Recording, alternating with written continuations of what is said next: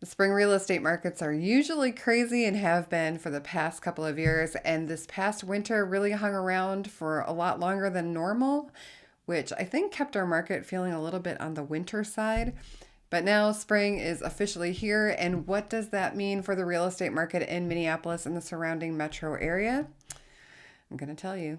My name is Mary Schumann. I'm a realtor here, and I'm going to give you the latest on what we're seeing in the Minneapolis metro real estate market, complete with handy charts and visuals so you can actually see the trends and the numbers.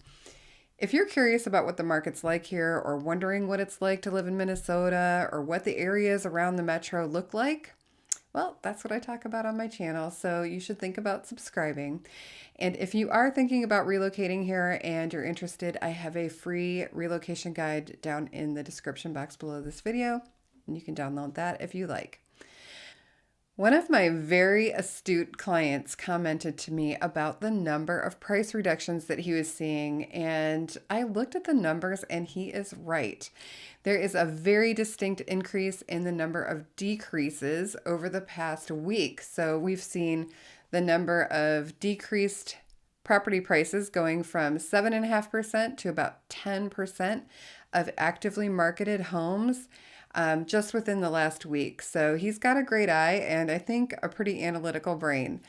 So why is this happening? Well, perhaps we're seeing more competition entering the market as the weather warms up and school comes to an end and people are deciding to start looking for their next home. We actually can see evidence of this with the increase of homes that are in what we call the coming soon status. I honestly love this. We really need it.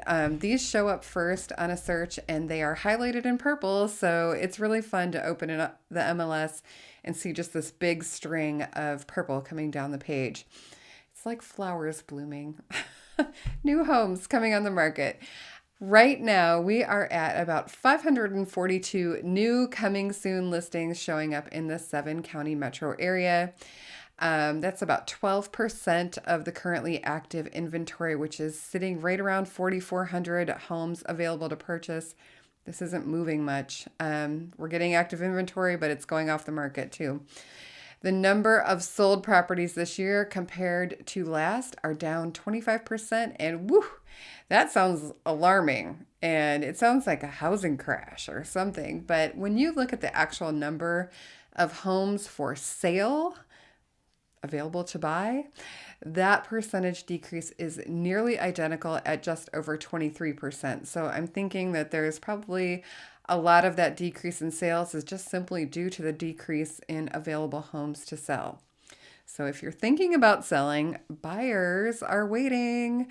It is still a seller's market. Even though we have a slight uptick in the inventory, we are still sitting at about 1.5 months worth of inventory of homes.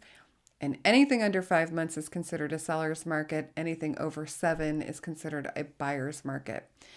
The median home price for the 7-county metro area actually took a very small dip in price in April, and we finished the month with a median home price of $366,000, and that's pretty close to last month. So now let's take a look at where buyers are. And this graph that I'm going to show you gives you a look at where the bulk of the showings are according to price range. Fully 60% of buyers fall into the category of between $200,000 and $400,000. Homes in this price range are currently getting an average of 101% of asking price. The time for a deal was back in January, as you can see from this graph. Buyers were getting a deal in January. At that point, they were able to pay less than asking at 96% of list. And this is a big argument for, moving ahead in winter if you can. If you are a buyer and this feels distressing to you to hear, don't feel too badly, because the past 2 years at this time, buyers were having to come up with about 105% or more of list price. That's the median. So things have indeed become more favorable over the past year for buyers. And it's not bad for sellers. If you're getting 100%, that's not bad.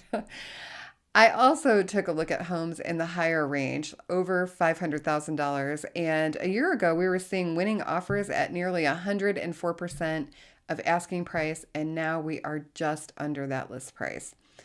Market times are going down as the market heats back up with spring buyers. A month ago, we were sitting at 26 days as a median time from active status to pending status. And what that means is that's the time that is available to actually go see the home. And then it go through any contingencies like inspection or something like that and goes to pending, which is just waiting to close.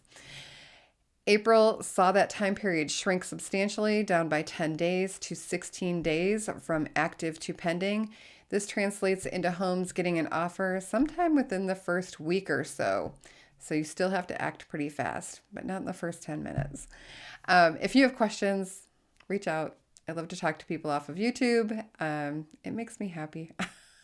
Thanks for watching. Have a great day.